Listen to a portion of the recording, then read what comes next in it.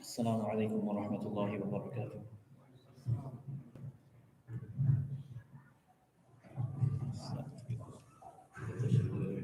Works. Every microphone has its own deal. بسم الله الرحمن الرحيم نحمد الله تعالى ونصلي على رسوله الكريم اللهم صل وسلم وبارك على حبيبنا ونبينا محمد وعلى اله وبارك وسلم. قال الله تبارك وتعالى في كتابه العزيز أعوذ بالله من الشيطان الرجيم بسم الله الرحمن الرحيم وكلا نقص عليك من أنباء الرسل ما نثبت به فؤادك وجاءك في هذه الحق وموعظة وذكرى للمؤمنين. وقال النبي صلى الله عليه وسلم إن لله أهلين من الناس قالوا يا رسول الله من هم؟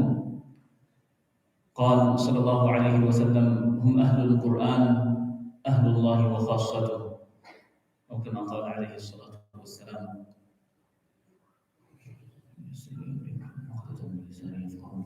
My respected elders and beloved brothers and sisters in Islam, first of all, it's an honor for myself to be here and in the company of part of the topic that I'm discussing is reading about the lives, rejuvenating our faith through reading about the lives of the pious, of the Salihin, the Muttaqeen, the righteous people, and the pious predecessors that we've had in every generation that Allah subhanahu wa ta'ala has selected and used for the preservation of His deen.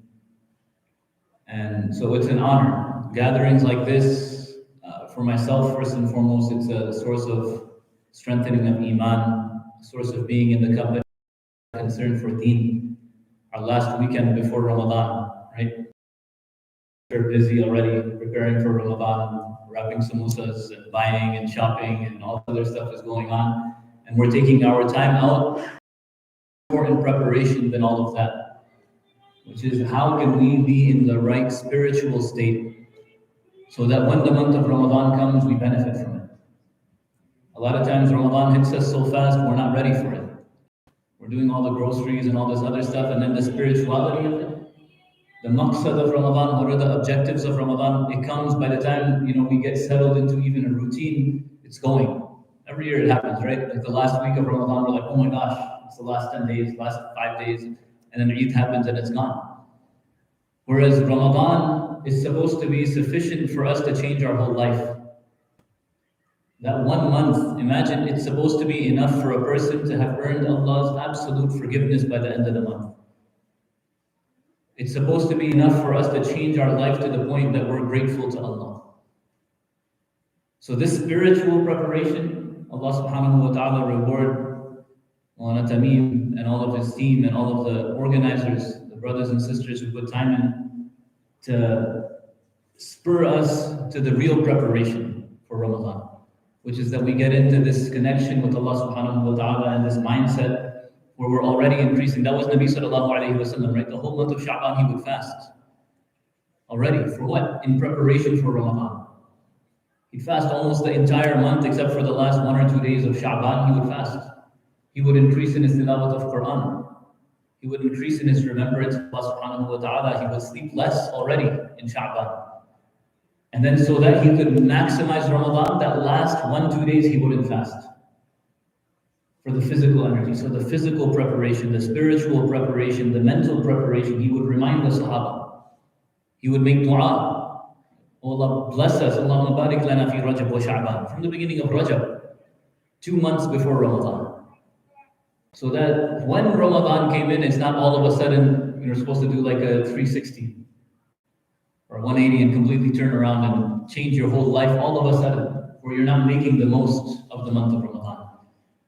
So a huge part of that, a huge part of our ability to improve ourselves and to be inspired is reading from the lives of the pious, the righteous, pious predecessors that we've had in every generation whom Allah has selected.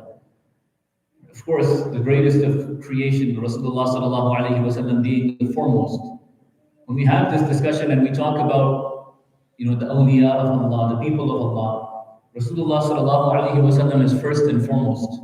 That's why, in fact, my Shaykh Muhammad Fazl Rahman Sahib, Damat Barakatuhu, Allah give him a long life and health, he would say is that in a majlis of islah and khayr, if the dhikr and the mention of others takes place more than Rasulullah sallallahu alayhi wa sallam and the Sahaba radiallahu anhum, then it's not a real majlis of islah.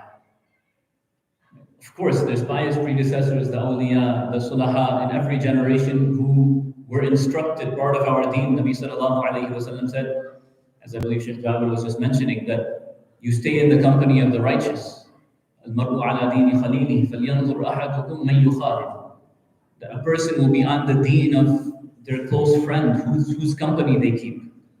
So a person should be very careful, should watch out for whom they make their close friend, whose company they keep. So that's an indication in itself that in every generation Allah keeps righteous people. Allah keeps people and appoints people who will preserve and protect His deen, who will uphold the deen and propagate the deen. And from the very beginning, from the company of Rasulullah sallallahu alaihi wasallam. So if there's a source of inspiration that we're looking for, the greatest, of course, is the Quran. And then the life, if it's amongst the lives of people, then it's the seerah of Rasulullah sallallahu alaihi wasallam. This is not, I'm not going to be able to go through his seerah or discuss the entirety of the 23 years of his nubuwwat and his life. But that's something that I encourage all of us. Two things. We think about it, Ramadan comes and often we ask ourselves in Ramadan, have I ever read the entire Quran, understood the whole Quran? What level of connection do I have with the Quran? Right? These questions come up, Ramadan may change, we read more Quran, and then Ramadan goes. A lot of times right now is probably a good time to assess what,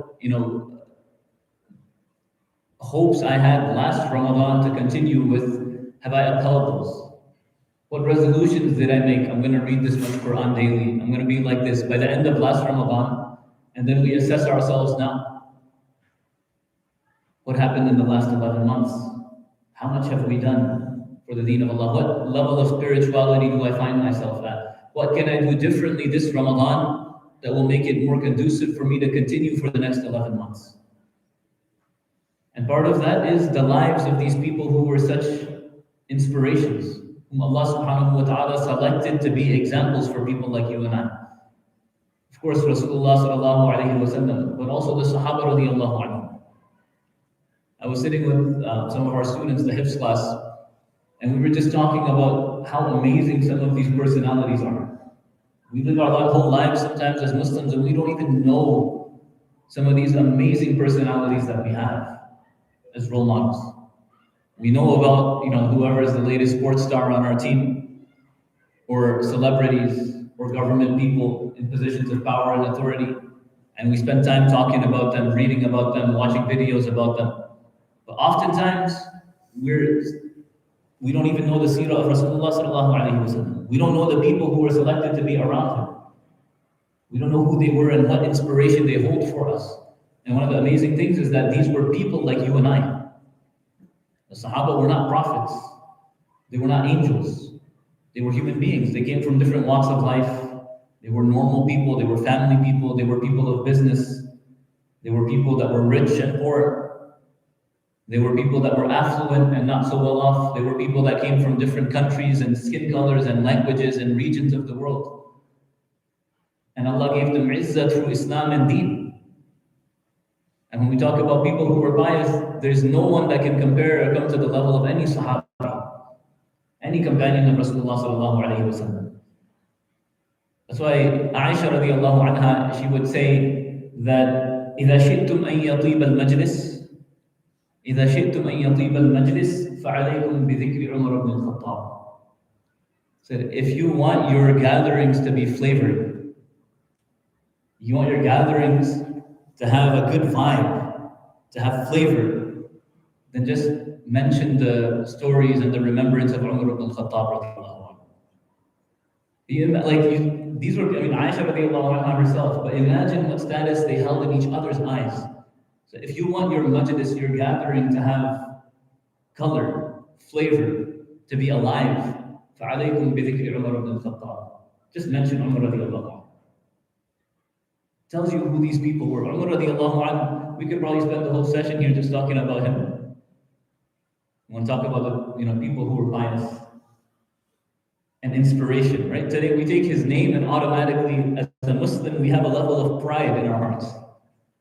So Umar ibn al-Khattab, Amir al-Mu'mineen. More often, Abu Bakr radiallahu anhu is referred to as Khalifa to Rasulullah. He was the Khalifa bila fasl. Right? He was the immediate intercessor, the Khalifa or the Amir al-Mu'mineen immediately after Rasulullah sallallahu alayhi wa sallam. But Umar radiallahu anhu is famous with the title Amir al-Mu'mineen because of the example he left of leadership during his khilafat. And a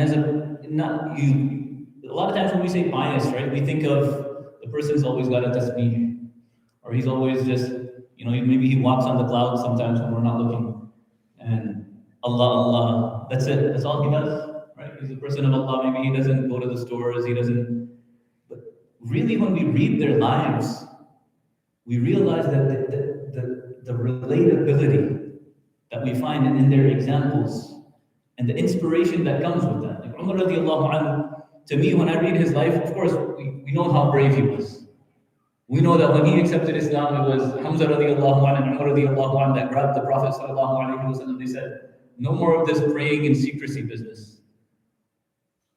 Two men accepting Islam. Like, we read their stories, it's like you have a hard time differentiating how, the greatness between them.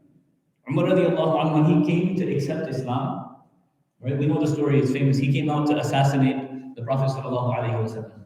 Allah had a different plan. Things changed, but he came out at a time when normally people wouldn't be at their houses. Everything happened when he went to his sister's house and all of that. Now he's coming to the house of Arqam radiallahu anhu. The intention is different now. Now he wants to know what's this deen about. He wants to take shahada. But the people that are in the house have no idea why he's coming. The lookouts, all they see, Umar radiallahu anhu, 7 foot tall guy that everybody's afraid of, walking down the streets of Medina when nobody else is out, and he's got his sword in his hand. And he's coming straight for the house of Arqam radiallahu anhu. So they're panicked. The Sahaba radiallahu anhu who were there, they came into the inner chamber and said, Ya Rasulullah, Umar is coming. And he's got his sword in his hand.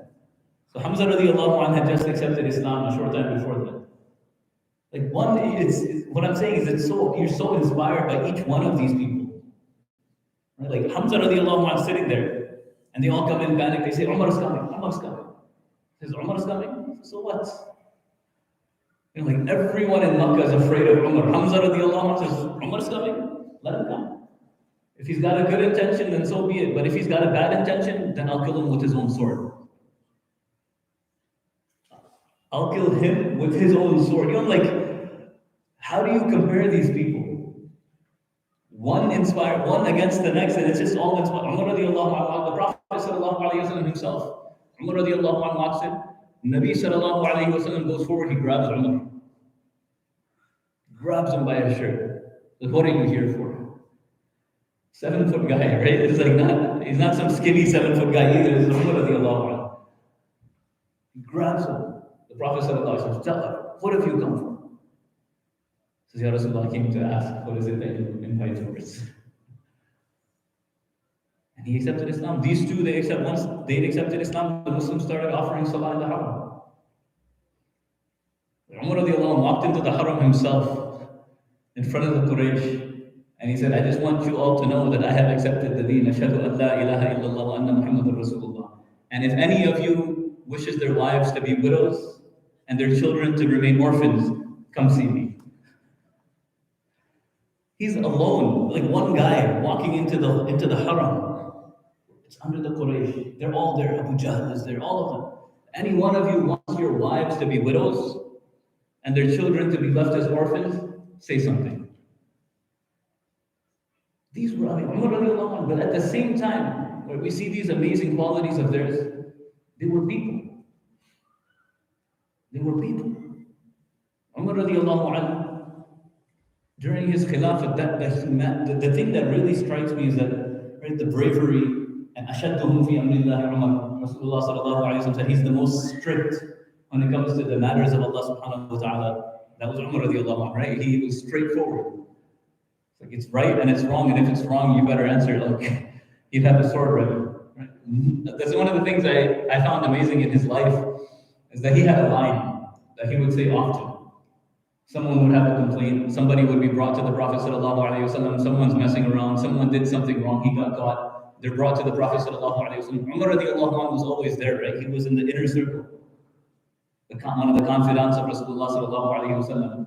And there's this line that we find in many places in the seerah that he would say. The guy's complaint would come, this guy was drinking, he got caught. This guy did this, right? He informed on the Muslims, or he did this, he was in. And Umar radiallahu anhu's line would be, Da'ni ya Rasulullah adribu unuqa hadha al-munafiq. Just give me the word, ya Rasulullah. His hand's on his sword already. Just let me, just say so, and I'm going to chop the neck of this munafiq. And usually the response of Rasulullah sallallahu alayhi wa sallam is, Umar, relax. You know who this guy is? Sometimes it would be a Badri. Nu'ayman radiallahu anhu, Badri, qad shahida Badran. What are you saying, Umar? This guy's a Badri Sahabi. He participated in Badr. You want to chop his neck off? Allah's already forgiven him. He had that level of ghayrah for the deen of Allah subhanahu wa ta'ala. Yet, right, the humanity aspect in his khilafat was where you really see it. And when you read the end of the life of Abu Bakr radiallahu anhu, it makes you appreciate Umar radiallahu anhu even more. He was at the end of his life, and he was asked, who should be your successor? Who should be next? And Abu Bakr radiallahu anhu appointed Umar radiallahu anhu. And so some of the senior Sahaba, they objected. You're going to leave the people to Umar? Like, this is how he deals. He's dealt with people like, he's been ashadduhum fi amrillah. Like, what are you going to... And one of the Sahaba radiallahu anhu, I believe it was Talha ibn Ubaydillah radiallahu anhu, one of the Ashara Mubashirin bil Jannah. He came and he said, Abu Bakr, Amirul Mu'mineen, what answer will you give to Allah? What answer will you give to Allah when you're asked, what did you leave the people? What situation, what condition did you leave the people in? Meaning you appointed Umar in charge of the people. What answer will you give Allah? And Abu Bakr radiallahu anhu's answer, he says, my answer to Allah subhanahu wa ta'ala will be that I left the affairs of the people in the hands of the best of the people and the most capable of people. And you see it in his khilafat. They understood, right, that for them, taqwa wasn't just Allah, Allah all the time. It was in dealing justly. It was in being fair. So Amir al-Mu'mineen, in the nighttime, he would walk the streets of Medina. Who else would have done that? Who else would have done that? He instituted that as the practice of the Amir al-Mu'mineen. For his 13 years of khilafah, he would every night, alone, or sometimes with Aslam, he would walk the expanse of Medina, the streets of Medina, to the outskirts for what? To see what is the condition of the people. Who needs help? Who needs assistance? We think of Umar, the warrior, and then you look at this compassionate person. The nighttime he's spending to see who needs help. He comes across one night he's walking, famous story, right? I'm sure we've all read it. He sees a fire in the desert outside of Medina. Says, let's go check what's going on, what's happening. Finds a woman who set up camp there. And she has little children. And there's a pot boiling. And there's steam coming out. It's the dark of the night. Umar radiallahu anhu approaches, says, what's going on? Asks, can I come forward? She says, yes. Can I ask what's going on? He says, why are the children crying? The children were crying. She was trying to put them to sleep. She says, what's going on? She says, why are they crying? She responds, she says, they're hungry. They haven't had food. So Umar radiallahu anhu asks, what's in the pot? She says, there's nothing in the pot. It's just water. I just put the water on the fire so that they would hope that there's food. They would think there's some food. And in the comfort of that thought, they fall asleep. But I don't have any food. They're hungry. Her kids, imagine a mother. And you, what can she do? She has nothing. And then she speaks up. She doesn't know who this guy is that's come to see her in the desert, outside of Medina, middle of the night. Says, Allah will judge between me and Amir al-Mu'mineen. This random stranger comes to ask her, says, Allah will judge between me and Amir al-Mu'mineen on the day of judgment. Umar radiallahu anhu started crying. Says, how can Amir al-Mu'mineen know your condition? How can he be responsible for what's happening here when he doesn't know? And her answer, when he has taken on the responsibility and the amanat of being Amir al-Mu'mineen, then it's his job to ensure that he knows the condition of his subjects. So Umar radiallahu anhu went back home, and he went to the Baytul Mal, and Aslam was with him, and he filled up a rucksack with some food, flour, dates, different things. He put it in. And then he asked Aslam to help him lift the sack on his back. Big sack of food. So Aslam says, I'll carry it. You know what I mean? Like, I'm here anyways, I'm coming with you. Let me carry the bag. And Umar radiallahu anhu's response, Aslam, will you carry my load on the day of judgment? On the day of judgment, will you carry my burden there? If you say yes, you'll carry my burden there, go ahead, carry the sack. And so Amir al-Mu'mineen, for the 1-2 miles walk out of Medina, he lifts the sack, puts it on his bag, and he walks all the way back to where the ladies' camp is. He himself puts the food in the pot and mixes it and cooks it. And then he himself serves it out in the plates. And then after the food has been served, whatever extra food is left, he gives it to the lady, and then he sits on the side. And Aslam asks him, says, you're sitting, he's watching. The kids ate, and then they were, after eating, they were content, they were playing and laughing. So Umar radiallahu anhu was watching them play. And so he says, Aslam, you want to know why I sat and watched them? He says, why, Amir al-Mu'mineen? He says, because I had seen them crying. I'd seen them crying in the state of hunger. It only made me feel better. It made me feel good that I could watch them while they're in a state of contentment. They were people. They had, emotions, passions. The same Amir al-Mu'mineen, one day, Umar radiallahu anhu was walking to Jum'ah. Right? Jum'ah, you wear your best clothes, you're going to the Masjid, it's Friday.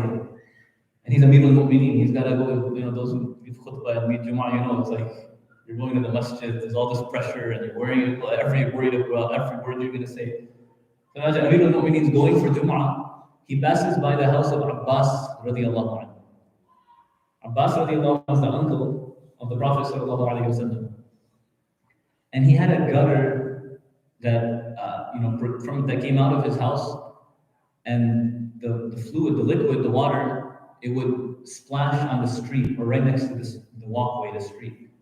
So it so happened at that time when Umar radiallahu anhu was walking by, they had just slaughtered some chickens in Abbas radiallahu anhu's house. And they were washing the blood. So the blood and the water was flowing out the gutter. And Umar radiallahu anhu is walking by, and it splashes on his clothes. Splashes on his clothes. There are some people, you don't mess with their clothes, especially their Jumu'ah clothes. You know what I mean? So Umar radiallahu anhu got upset. And he turned around to go back home, he had to change. And as he's turning back, he commanded, so he said, remove this gutter. Disconnect it, chop it off his house, remove it. It shouldn't be here. It's causing people on the street to leave. So it was removed. He went home, he changed, he went for Jumu'ah. Abbas radiallahu anhu came to him later.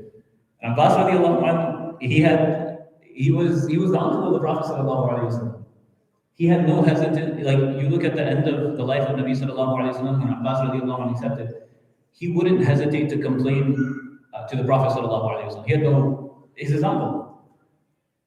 He wasn't a shy person. He was like he would say what was on his mind. So he comes to Umar radiallahu anhu, says, you had my gutter removed. You didn't even tell me, you didn't ask. You had my gutter removed. Umar radiallahu anhu said, yeah, this is what happened as well. Abbas radiallahu anhu's answer was, you know who placed that gutter there? Nabi sallallahu alayhi wa sallam put that gutter there. Umar radiallahu anhu didn't say another word. He went back and he had the gutter replaced himself.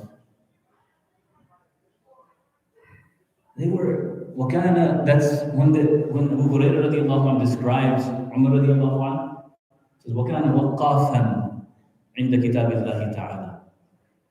You would say an ayah of the Quran, or or you would say just the name of Nabi sallallahu alayhi wasallam, and the debate was over. Done.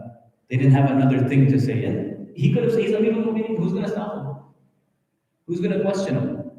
Who's going to say anything to anything that he has to say? One day he's walking in the street, and an old woman stops him. Says, Umar. He addresses him by name, first of all, right? Normally people have, Ya Amir al-Mu'mineen. In today's time, Hazrat, Shaykh, yeah, Umar. So everyone that's with Umar, they're like, who's this lady? Right? Who's this lady? Says, Umar, ittaqillaha fin nas. Normally people are coming to Umar radiallahu anhu for advice or to ask him stuff, right?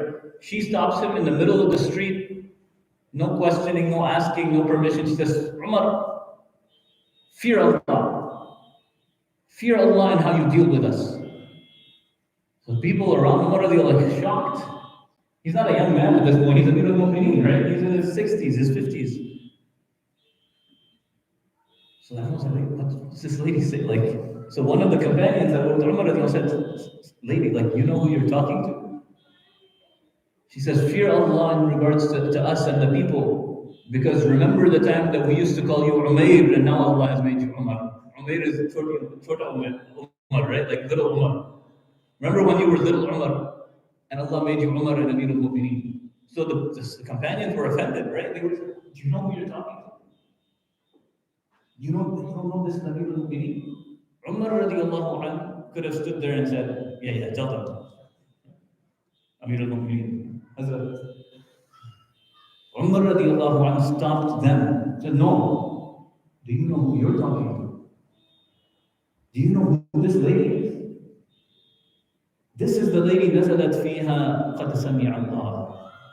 This is Khawla bint Tha'laba radiallahu anha, regarding whom Allah subhanahu wa ta'ala revealed the verses of the beginning of the 28th juz, Surah Al-Mujadala. قَدْ سَمِعَ اللَّهُ قَوْلَ الَّتِي تُجَادِلُكَ فِي زَوْجِهَا وَتَشْتَكِي إِلَى اللَّهِ وَاللَّهُ يَسْمَعُ تَحَاوُرَكُمَا. That Allah has heard. She came in the time of Nabi sallallahu alayhi wa sallam, her husband, they were married for a long time, she was elderly. And they got in a dispute. Angrily, he said some words that prior to Islam would cause a divorce. Referred to as zihar, anti alayya ka dhahri ummi, right? And there was no ruling revealed regarding it to that point. So he said these words in anger, and then immediately he regretted it. He tried to take them back. In his anger, he said it, and now he regretted it. But she said, no, if you said it, and if Shariat hasn't said anything else regarding it, then divorce has happened. The only solution is we take the matter to Rasulullah sallallahu alayhi wa sallam. So the matter was brought. She came to Nabi sallallahu alayhi wa sallam. Ya Rasulullah, my husband is old. He has no one to take care of him. We had this dispute. He said these words. Divorce should happen, but is there a solution? Bring us a solution. At that point, nothing had been revealed. So Nabi sallallahu alayhi wa sallam turned away from her. He had nothing to tell her. He had no solution for her. She repeated her request. She said, Ya Rasulullah, bring us a solution. Again, he turned away from her. A third time, she said it. Again, he turned away. He couldn't bring a solution himself. So she said, if you don't have the solution, then I'll ask Allah. So she raised her hands. She made dua. And immediately, Nabi sallallahu alayhi wa sallam said, where is that lady? Called her back. Allah has revealed ayat in regards to her case. قَدْ سَمِعَ اللَّهُ قَوْلًا. And then all the ayat of zihar immediately after that. The ruling, the hukum of it, forever, it applies to all of us because of her request. So Umar radiallahu anhu tells the companions, do you know who you're speaking to? He stood there, he listened to what advice she had to give. When she finished and she moved on, then Umar radiallahu anhu moved on. When we read, you read lives like I tell the youngsters, some of my students, we get inspired reading about some sports star, right? We get inspired reading about some guy because they made money or they made a video and they went viral or they're famous for some reason or other. Or they have one skill, like a sport or something else that they're really good at. And we don't even consider these stories, these people, these are like walking, talking superheroes. And they're our legacy. These are the people we aspire to be like. And beyond the Sahaba radiallahu anhum, the next generations and in every generation, Allah kept people to inspire the people. and to guide people and to be a source of khayr and hidayah for the people. And amongst those people, Allah kept, in every generation, again, Allah kept people who we can relate to. We say many of these names, the pious predecessors, Bishr al-Hafi, rahimahullah, but like where he came from, and then who he became. Bishr al-Hafi was famous for before he got hidayah to become a scholar and a righteous person, he was famous for the parties he used to host. His house was the spot. It was the party house. There would be music, there would be wine, and they would spend the whole night. There would be women. It's mentioned in the books. That was his lifestyle. He would be involved in all of this. The material, the fahisha, the lust and enjoyment that he was involved in. One day he's walking in the street and he sees a little piece of paper on the ground. Imam Ghazali rahimahullah mentions this incident, right? Sees a little piece of paper on the ground, lifts it up, it has Allah's name written on it. And he feels terrible. He says, how could Allah's name be on the floor? It was on the side of the street, close to the gutter, the filth. He says, how could it be that Allah's name is kept on the floor? So the ihtiram that he had for Allah's name, the narration mentions he had 1 dirham in his pocket. 1 dirham. He was broke, right? He had 1 dirham. He was like a college student. He had 1 dirham in his pocket. He decided with that 1 dirham, he went to the market, the perfume shop, and he bought 1 dirham worth of atar so that he could apply it to that piece of paper.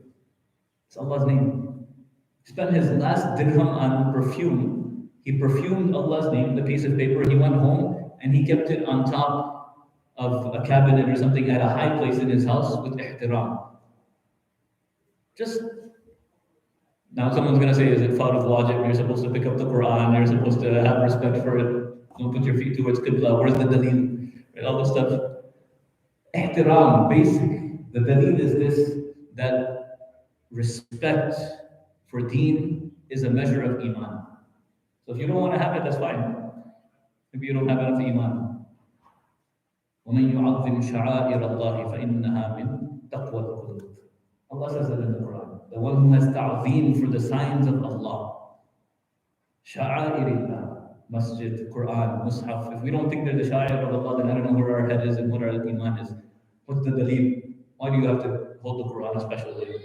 I don't know where people get it. وَمَنْ يُعَظِّمْ شَعَائِرَ اللَّهِ فَإِنَّهَا مِنْ تَقْوَى الْقُلُوبِ. Allah says it's only from the taqwa, the amount of awareness of Allah that a person has in their hearts. So he did that. He didn't think it was anything big, significant. He went to sleep. The next day, one of his friends came to him. He says, Bishr, what did you do yesterday? What do you mean, what did I do yesterday? He says, no, you must have done something great yesterday. I don't know what you're talking about. He says, it's something you did yesterday that wasn't normal. He says, all I did was this. I found this piece of paper and Allah's name was on it. And he says, I saw in my dream that someone instructed me to go tell Bishr that your name will be exalted the way that you exalted our name. So Bishr said, like, well, it doesn't make sense, right? Like, where I'm coming from, the lifestyle I'm living, you saw a dream, it's probably just a dream. Sometime later, he was, again, in one of these parties in his house. And a pious person came and knocked at his door, one of the scholars of the time, I forget his name. And in his dream, he saw this Bishr al-Hafi also. So he said, let me go see what this guy is about. So in his dream, randomly, somebody mentioned, in his dream, something about Bishr al-Hafi. He said, I have to see what is so significant about this guy. He goes to his house, he finds a party going on in his house. There's music, there's entertainment. He says, maybe I saw the wrong dream, or maybe, I don't know what's going on. He knocked at the door, one of the servants opened the door. He says, is this the house of Bishr al-Hafi? So he says, yes, this is the house of Bishr al-Hafi. So, okay, I thought he was, so he left. So, I don't know what. Bishr al-Hafi heard the conversation and he got up to come, but by the time he got to the door, the person disappeared and left. The statement that he heard the person make was, he asked, he says, is Bishr al-Hafi a free man or is he a slave? He knocked at the door. So this is the house of Bishr al-Hafi. The servant said, yes. Said, oh, okay. So maybe he's in this house because he's a slave here, right? It's not his fault that the party is going on. If he's a slave, he can be a righteous person. So the person asked, is Bishr al-Hafi a free man or is he a slave? So the servant is the servant of Bishr al-Hafi, right? He says, no, he's a free man. He's a free man. He says, oh, okay. The person was confused and he left. Bishr came to see what's going on, but the person left by then. So he asked his servant, he says, who was it? What happened? He says, no, he came to see, he thought it was a biased person by the name of Bishr al-Hafi, and he asked, is Bishr a free man or a slave? And I responded saying that, no, he's a free man. And so he just made a statement that it would have been better if he was a slave of Allah. And then he left. Bishr al-Hafi broke down crying. And he was in the middle of this, in his house, and he ran out of the house. He ran out of the house looking for this person. So where did he go? He chased after him. He found him at some distance from the house, and he fell at his feet. And he says, no, bal ana abdun. Bal ana abdun. He says, no, I'm actually a slave. I'm actually a slave. Let it be that I'm a slave. I'm a slave of Allah subhanahu wa ta'ala. And that was the changing point of his life.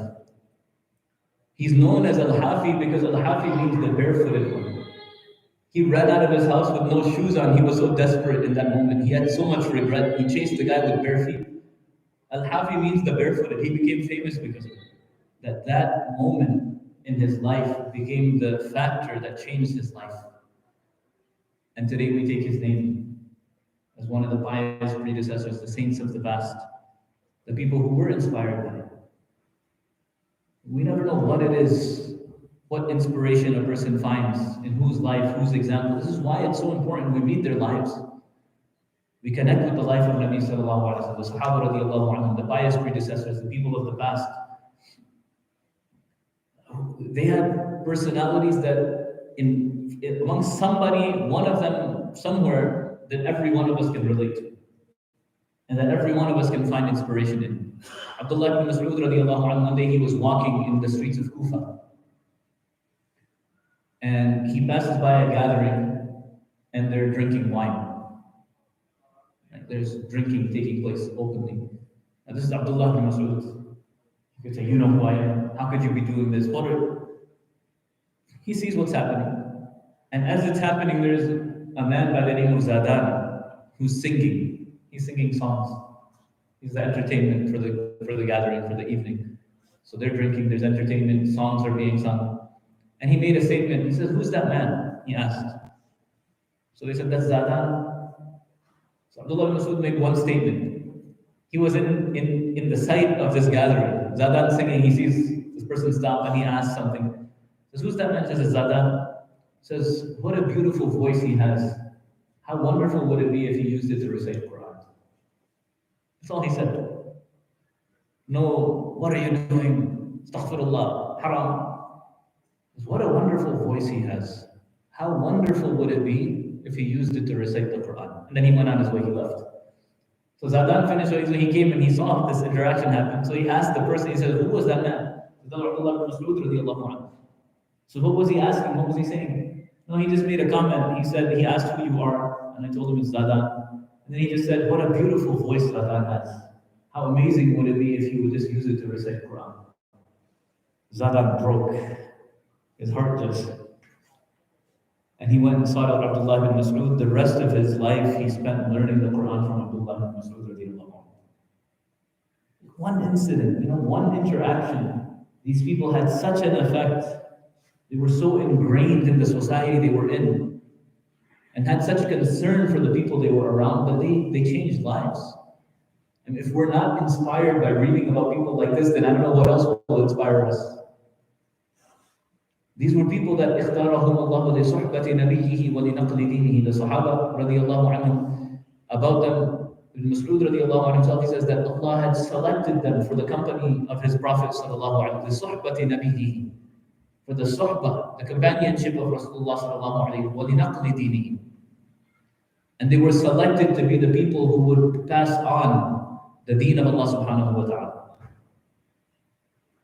So, reading their lives and the inspiration that they had, we find for every one of us, whatever walk of life we're from, language, background, status in society, that there's inspiration for us. And part of it that for me, a lot of times finding the human aspect of it in their lives. That they were people like you and me. Sometimes it was a slave that inspires us because of their example. Sometimes it's a person that had money, it's a businessman. Sometimes it's a man, sometimes it's a woman, sometimes a child. Abdullah ibn Abbas radiallahu anhuma spent 2.5 years with the Prophet sallallahu alaihi wasallam as a 10-year-old, 11-year-old, and a 12-year-old. And some say maybe he was 11 when he said, either 10 or 11. In 2.5 years, at the end of the life of the Prophet sallallahu alaihi wasallam, the Prophet passed away when he was 13. But before he passed away, Nabi sallallahu alaihi wasallam, he would instruct people, if you want to learn the Quran from this kid. Adults, whole tribes would come accept Islam. You all want to learn Quran? You want to learn the deen? Abdullah ibn Abbas is right here. He's 12 years old. Can you imagine like the 40, 50, 60-year-old guys that just came from their tribes and their villages and outside? Most of them Arabis, right? They're like Bedouins. They have their pride and all of this, and they've accepted Islam, and then they want to learn Quran. Just go to this 12-year-old kid. Go sit in his madrasa, his class. And they would. For a week, 10 days, 2 weeks, they would stay in Medina, they would learn Quran from Abdullah ibn Abbas, they go back. If you want to understand the Quran, understand it from Abdullah ibn Abbas. 12-year-olds, 11-year-olds. But such a level of adab that you read this story, there's no way you're not inspired. Imagine an 11-year-old. Allah make our 11-year-olds like that. He comes in the nighttime, he would wake up every night before the Prophet ﷺ, and he would wait for him. Sometimes he would have the water for wudu ready. And he'd have the water for wudu ready, he'd wait, Rasulullah ﷺ would start offering salah, he would join him. He would search for opportunities to be able to spend the night at the house of Rasulullah ﷺ. So one night Nabi Sallallahu Alaihi Wasallam is offering salah, Abdullah ibn Abbas starts offering salah behind him. And Nabi Sallallahu Alaihi Wasallam realizes he came to join him behind him. Normally when we pray Jama'at, right, there's the Imam in front and everybody else behind. But if it's two people, then the Imam is here and the person is to his side, one step behind. So he made ishara as if to tell Abdullah ibn Abbas, come forward. Come stand here, and you're standing behind him in his salah. Abdullah ibn Abbas radiallahu anhu continued his salah, he didn't move. He stayed behind him. So Nabi Sallallahu Alaihi Wasallam finished his salah, he turned around and said, I told you to come here, you didn't come here, what's going on? So look at 11-year-old, 12-year-old answer, right? It says, أَنْتَ الْأَعَزْ وَأَنْتَ الْأَجَلْ. You are more honorable, more respected, more dignified. You're the most dignified of people. وَيَنْبَغِي لِأَحَدٍ أَن يُصَلِّيَ حِذَاءَكَ وَأَنْتَ رَسُولُ اللَّهِ. How can anybody pray in the same line as you, next to you, as you're the Rasul of Allah sallallahu alaihi wasallam? It doesn't make sense. No way. How can I stand in the same line as you? So Nabi sallallahu alaihi wasallam made dua for him. Allahumma alimna al-kitab wa at-ta'wil. So many incidents like this with him where he would learn the du'as of Rasulullah sallallahu alaihi wasallam. Then he became who he became. These are the people that we aspire to be like. We have heroes. We have people to look up to. And the amazing thing is, in today's time, we have no excuse because their lives are preserved. That's why in the effort of tabligh, there's such an emphasis on reading Hayat al-Sahaba. The elders have prescribed it. On a daily basis, you're supposed to be reading Hayat al-Sahaba in the effort of da'wah. Because how else are you going to do the effort of da'wah if you don't know how the Sahaba did it? How else is your life going to come into the right pattern if you don't see the lives of these people who lived their lives for this? How else are you going to be inspired? Many of the scholars of the past, Muhammad Hassan Ali Nadwi, rahimahullah, when he went to visit the markaz of da'wah in Pakistan, he saw the effort taking place. And he saw many brothers making a lot of effort, a lot of sacrifice, but he had one concern. So he wrote a book. These scholars, they had a little concern, they do masterpieces on a whim. He wrote a book of seerah. And he titled it Nabi Rahmat, the Prophet of Mercy. Right? We have it available for us in English now. This is the amazing thing. It's an English translation, really good English, recent translation. His concern was what? He said the effort is being done, but a lot of the workers are not familiar with the seerah of Rasulullah sallallahu alaihi wasallam. My concern was that this work should be done in the light of seerah. So he wrote a book to make it easy for them to do ta'aleem and to read from the books of seerah. If we're not reading the life of the Prophet sallallahu alaihi wasallam and we don't know, all we know is like the big major facts, right? The stuff we learned in Makkah. He's 40 years old when he became the Prophet, 13 years in Makkah, 10 years in Medina, and then he passed away. Abu Bakr, Umar, Uthman, Ali, khalas. Like if we're stuck to that, then where's the inspiration? How are we improving our lives? How are we getting closer to the example of perfection? If we still don't know who, if we just say Umar and we just think warrior and we don't think anything else, we don't know the details of his life. We don't know like the heroic aspect, the human aspect, how he became who he became. Right? These are like their priorities as people, as businessmen, as family men, as family people, as parents or children. How did they, living that full life, become the people they became? The Ansar, for example. Right? The Ansar, the people of Medina, the Battle of Badr took place by chance, right? It wasn't planned. Rasulullah sallallahu alaihi wasallam sent the raiding party to intercept the caravan of the Quraysh. That was it. The small caravan that had all the supplies that were going to reinforce the Quraysh in Makkah. Rasulullah sallallahu alaihi wasallam got news of it, and he sent a group, and there was a party to raid it, and then he followed. In the meantime, news reached about this interception to Makkah. So Abu Jahl prepared an army, 1,000 strong, and they marched to Medina. This news reached the Muslims. They're outside of Medina. Group of 313, not even a big army. They're not prepared for battle. They didn't expect there to be a war. And in the field, Rasulullah sallallahu alaihi wasallam is consulting with his companions. What should be done? The army's coming. We're ill-equipped. We're not in our stronghold. We're not in Medina. We're out here. So should we stay and fight? Should we retreat? Should we try to get some reinforcements? Should we go back to Medina and fight? What should be done? He asked, and of course Abu Bakr radiallahu anhu speaks up first, says, Ya Rasulullah, we're ready to fight. No doubt. Anybody going to doubt Abu Bakr radiallahu anhu? Of course. Ya Rasulullah, you command us, we're ready to fight. But Nabi sallallahu alayhi wa sallam didn't really show any expression of pleasure when Abu Bakr radiallahu anhu said this. He didn't make a decision. He just stayed silent. So he asked after a period of silence, he asked again. He says, what should be done? What should we do? So Abu Bakr radiallahu anhu again, he speaks, says, Ya Rasulullah, we're going to fight. We're ready to go. Again, Nabi sallallahu alayhi wa sallam stays quiet. No expression, no decision. Third time he asks, finally the Ansar, the people of Medina that were there. There's the Muhajirin and the Ansar, both of them were there. One of the Ansar spoke up. Ya Rasulullah, it seems like you mean us. You want to hear from us. Because when it came to the Muhajirin, there's no doubt, right? They've already left their homes. They already went through 13 years of torture and hardship. They've already given up everything for the sake of deen. There was no doubt. Like, who had a doubt that Abu Bakr radiallahu anhu, when you say down, he would say how high? Right? They're already tested. But the Ansar, of course, to that point, they've opened up their homes and they've financially assisted, but they haven't been in the battlefield. So he's asking and asking and asking to hear what they have to say. But he didn't want to say it so openly because maybe they'll be offended. So the Ansar got it. Ya Rasul, you mean us? I think that you want to hear from the Ansar. You want to hear what we have to say. And Ya Rasulullah, know that if you command us, we will obey and listen.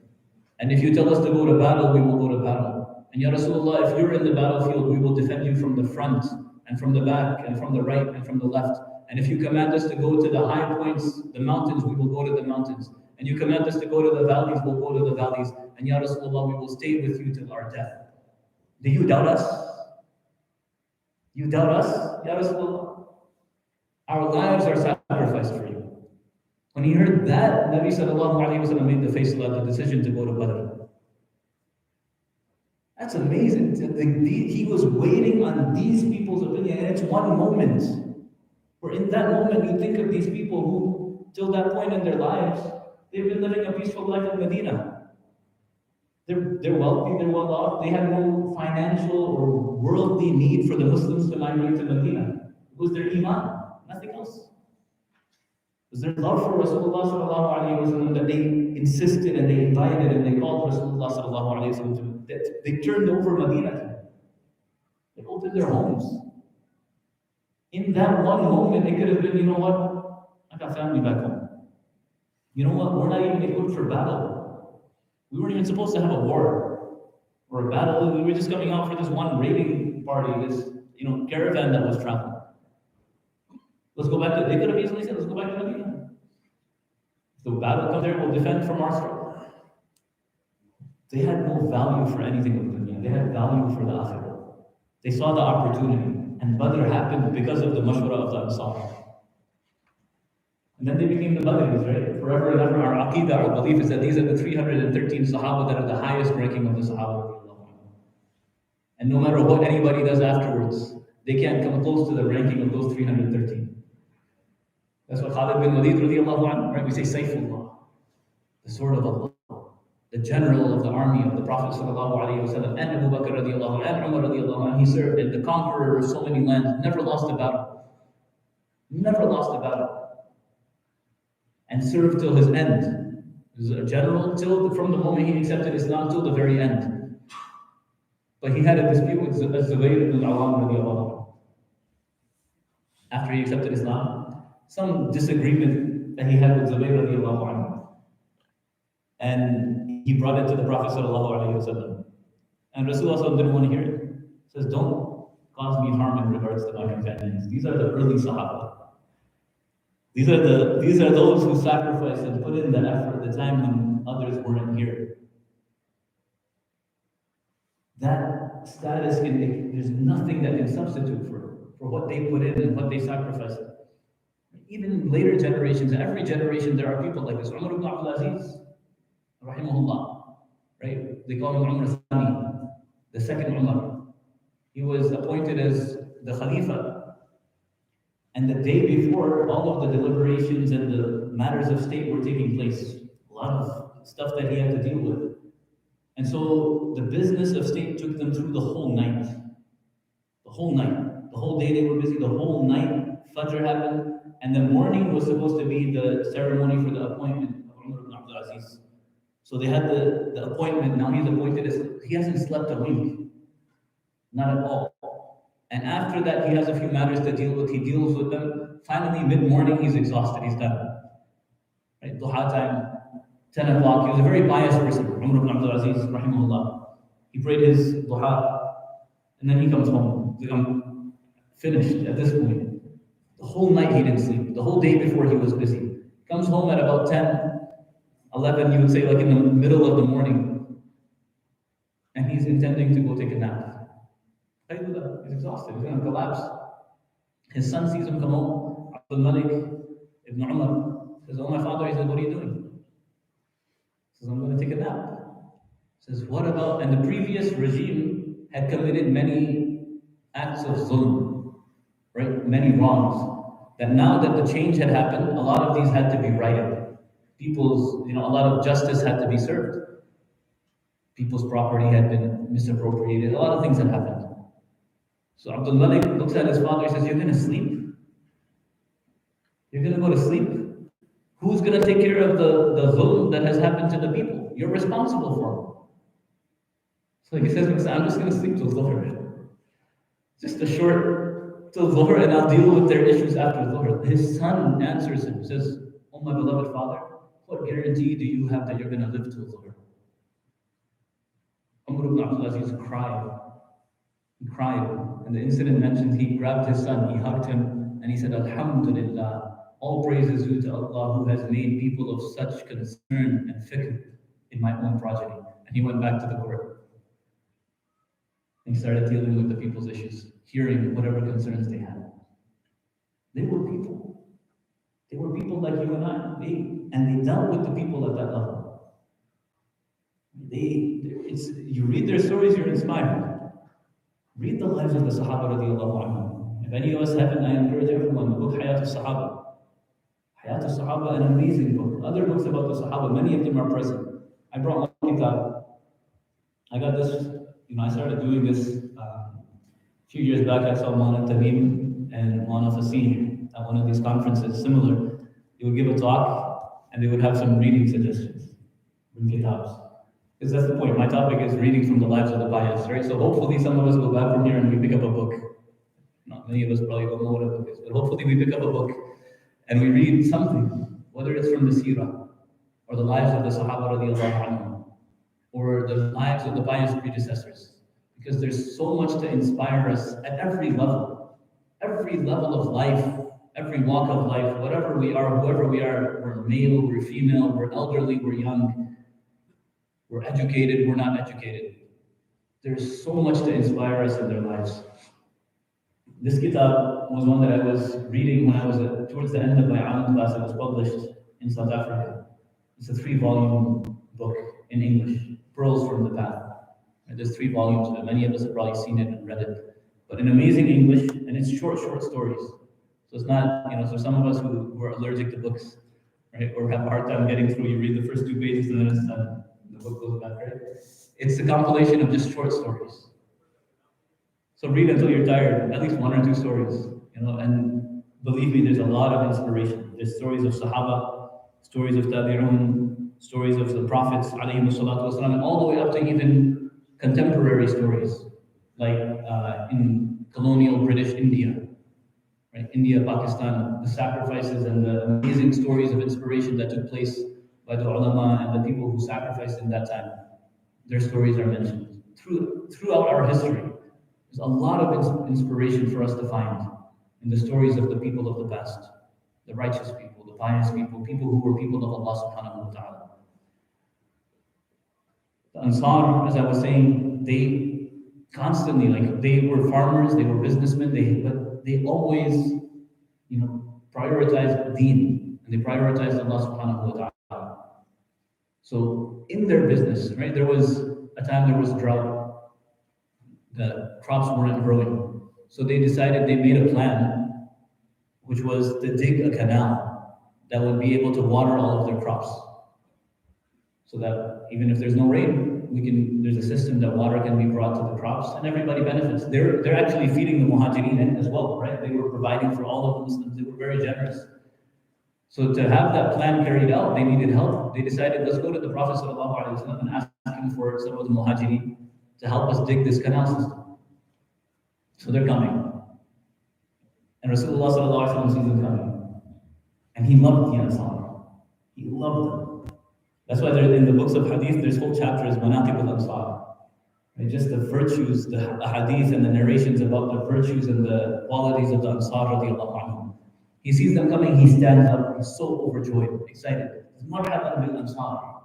Marhaban bil Ansar. Welcome, welcome, O Ansar. لا تسألوني اليوم شيئا إلا أعطيتكموه ولا أسأل الله لكم شيئا إلا أعطانيه. Nothing you ask me for today except that I'll give it to you. Whatever you ask me for, I'll give it to you. And if I don't have it, if I ask Allah for anything on your behalf, Allah will most definitely give it to me. So they got a guarantee, like a blank check, right? Make your wish. Your wish is my command. Whatever you ask me for, I'll give it. And if I ask Allah on your behalf, Allah will give it. So they stopped. So wait a minute, we were coming to ask for something anyways, but let's discuss this. Right? We went to collect payment on something. The guy said, you know what, I'm giving away extra cash today. Oh, just add a couple zeros. Wait, we're gonna ask for I might as well ask for a lot more, right? Let's think about this. So they discuss it. And they come back to Rasulullah sallallahu alayhi wa sallam, says, yes, Ya Rasulullah, ask Allah for maghfirah. Ask Allah for our forgiveness. And Rasulullah sallallahu alayhi wa sallam says, and what else? What else? And they say, that's it, Ya Rasulullah, just maghfirah. Just ask Allah that we be forgiven. So Rasulullah sallallahu alayhi wa sallam raised his hands, Allahumma ghfir lil ansar, wa li abna'i al ansar, wa li abna'i al ansar, wa li jirani al ansar, wa li azwaji al ansar. Oh Allah, forgive the Ansar, forgive the children of the Ansar, forgive the children of the children of the Ansar, forgive the spouses of the Ansar, forgive the neighbors of the Ansar. They were happy, they're done, they went back, they didn't even mention the canal. We didn't even mention how we came. Got their maghfirah, done, khalas. And they went back. They had a realization of their priorities. And when you read something like this, you're like, man, these were people that were farmers, were businessmen, were people like you and me, but they had their priorities straight. They had Allah at the top of their list. They had the love of the Prophet ﷺ at the top of their list. So when we read their lives, there's inspiration for us. There's so much more. There were a couple other incidents I wanted to mention. The time is short. What time is Maghrib? 7:30 is Adhan? Should I wrap up? I need to... Want to tell we have time? Should I continue or give people time for wudu and stuff? I have a... They say you never, unless you have a lot of time, you never give two people two things. I won't say the first one because it's being recorded and there's, mashallah. But the other one is never give a mawdwi a microphone, unless you have time. We have a hard time getting the breaks. Is it 5-10 minutes okay still? I'll stop before Adhan time. What time is Adhan time? 30? Exactly? 30, inshallah. One incident was... Two other incidents I wanted to mention. Because I spent today reading. I was like, if I'm going to give a talk on it, I shouldn't be a hypocrite. So I read several different kitabs. I had the Sahaba, Ghazali Amal, I had this Prose from the Path, I had Imam Ghazali's Ihya. Few kitabs I was trying to just pick and choose and find, for myself first and foremost, inspiration.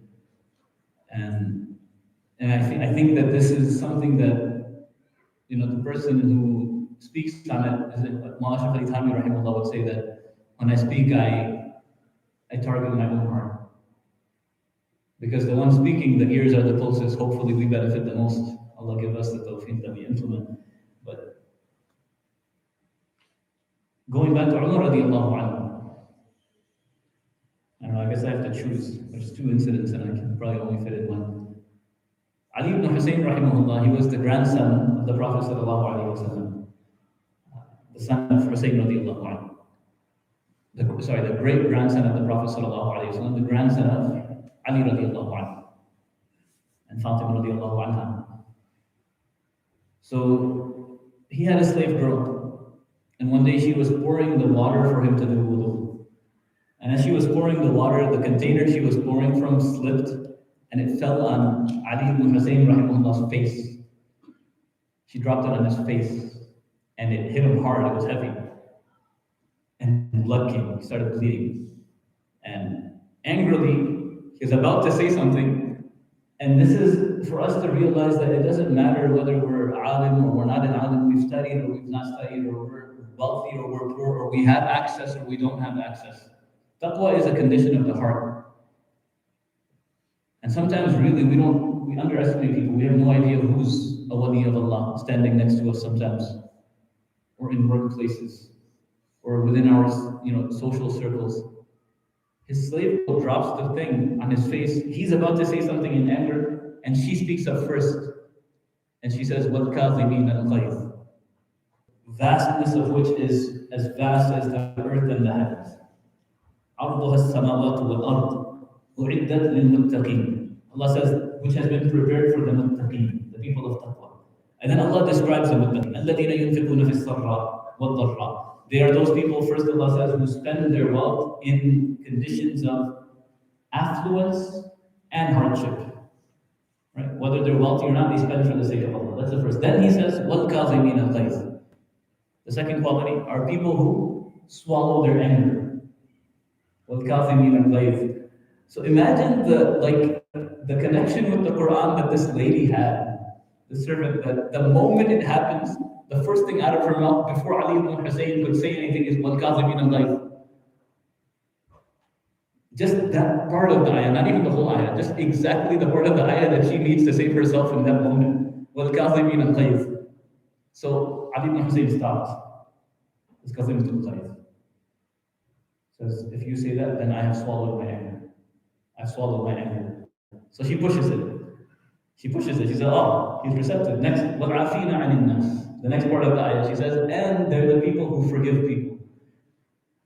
So Ali ibn Hussein says, okay, may Allah forgive you. Allah forgive you. So she's like, okay, no, twice it works. Let's keep going. وَاللَّهُ يُحِبُّ الْمُحْسِنِينَ. She says the end of the ayah, Allah loves the people who do ihsan, who go above and beyond, who do extra. وَاللَّهُ يُحِبُّ الْمُحْسِنِينَ. Meaning, now it's not just enough you forgive me, ihsan. So Ali ibn Hussein rahimahullah says, fine, if you say so, then for the sake of Allah, I've set you free, go, you're free. And they were people, in the moment, he just had like a clay container dropped on his face, and he's bleeding. He's supposed to be angry, but the ayat of Quran was enough. Like instantaneous. On the one side, she had the ayat in her arsenal. Like what waliya of Allah is this lady? First of all, in the moment, وَالْكَاظِمِينَ الْغَيْظَ وَالْعَافِينَ عَنِ النَّاسِ وَاللَّهُ يُحِبُّ الْمُحْسِنِينَ. And on the flip side, how receptive was he to it? Today someone says, no, you don't know who I am. Right? Who are you to tell me? But that was a quality of the people of the past. That's why Umar radiallahu anhu was described, right, as وَقَافًا عِنْدَ كِتَابِ اللَّهِ تَعَالَى. The ayat of Allah, the Quran is mentioned, and they would stop. That's it. No other priority for them. When you read stories like this, right, I get inspired. I'm sure we all, hearing them, listening to them, reading from the lives of these people. That's why Imam Shafi'i, he would say, أُحِبُّ الصَّالِحِينَ وَلَسْتَ مِنْهُمْ. That's Imam Shafi'i saying. We say that, yes, هو منهم, but أُحِبُّ الصَّالِحِينَ وَلَسْتَ مِنْهُمْ لَعَلِّي أَنَالَ بِهِمْ شَفَاعَةً. Says, I love the Salihin, I love the pious people, but I'm not one of them. لَعَلِّي أَنَالَ بِهِمْ شَفَاعَةً. Hopefully, through them and their company and being inspired by them, maybe I will earn intercession in the court of Allah subhanahu wa ta'ala. We also hope that just the mention of their names and the reading of their stories and their lives and the company of the righteous people, that Allah subhanahu wa ta'ala also grants us shafa'ah, that Allah subhanahu wa ta'ala also counts us amongst them, that even though we're not of them, we love them. And that hopefully through that love, Allah subhanahu wa ta'ala allows us to pass through and to be forgiven and to be counted amongst them on the day of judgment. Allah give me and all of us the tawfiq that we read the lives of the pious and the righteous, starting first and foremost with the life of Rasulullah sallallahu alaihi wasallam, and then the Sahaba radiallahu anhum, and then all of the pious predecessors from that time until today. Allah give us the tawfiq that we acquaint ourselves with them and that we aspire to be like them, and that we change our lives to then emulate and copy the lifestyles and the examples that they left for us. Allah give us all the tawfiq wa akhir da'wana, and alhamdulillah.